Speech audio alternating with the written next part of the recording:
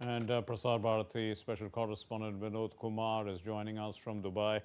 Vinod, how are policymakers and energy analysts in the UAE reading today's sharp, swing in oil prices, sharp fall actually, and its impact on the Gulf economy?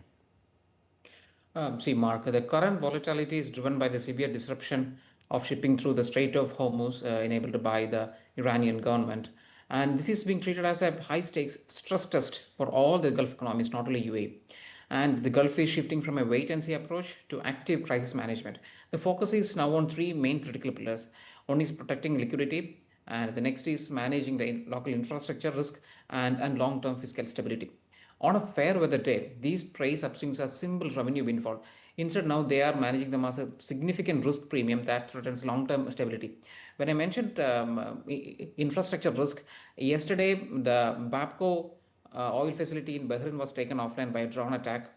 The Qatar LNG plant has shut down again due to drone attack. Today in the UAE, the ADNOC facility at Ruwais in Abu Dhabi was also taken offline as a precautionary measure due to a fire caused by a drone attack. So there is significant risk premium, significant infrastructure risk associated with this oil delivery as well as the pricing mechanisms here. And second is prioritizing the supply chain continuity. The primary goal is the preservation of export channels. With tanker traffic completely at standstill, the immediate priority is finding operational workarounds to ensure that not only UAE but all the partner countries of GCC get global energy imports. Yesterday, after the Babco attack, for the first time ever, Bahrain has issued the force majeure clause as for their Yes. legal protection. And interestingly, yesterday, US President Donald Trump made a statement that captains of the ship should show some guts and navigate through the channels. But that is not how oil is praised. They're Right. praised not by the ships, the bravery of the captain of the ships, but by the analyst and actuaries sitting in New York, New Delhi, True. and Mumbai. So let me give an example. The current stable prices of oil was around $60 to $65. Even that low price is high when compared to the risk premium due to the Houthi attacks which happened a couple of years back. Even that risk premium has not come down even after 2 years. So Okay. any hit on the infrastructure or on the fiscal policy of these countries will have a long term upswing on the True. price of oil. So, Vinod, let's bring India into the picture. Given India's dependence on, Gulf energy supplies, how are these market movements and geopolitical tensions expected to influence India's import costs and also the broader energy security outlook? Okay, so this is something that India has been anticipating for a quite some time. We have made our own strategic reserves in several places like Vishakhapatnam, Mangalore, and Padur.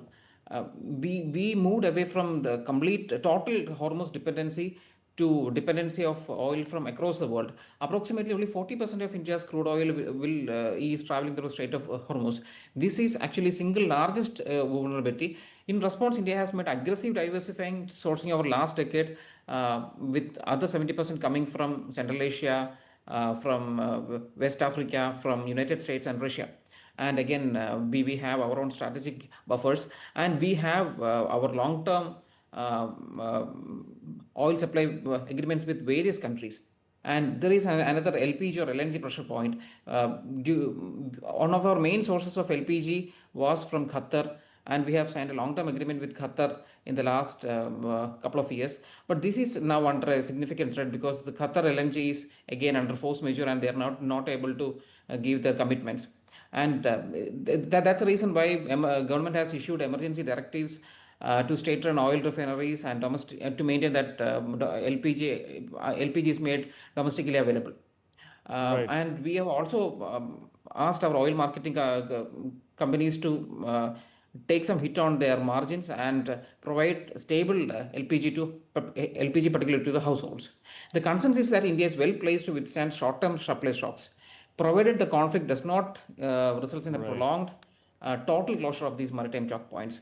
In short time, yes, we are well placed, but in the long time, we have to use our extra long diplomatic arms to make sure that this conflict doesn't escalate further. We leave it there. Thank you very much, Vinod Kumar, joining us from Dubai with that update.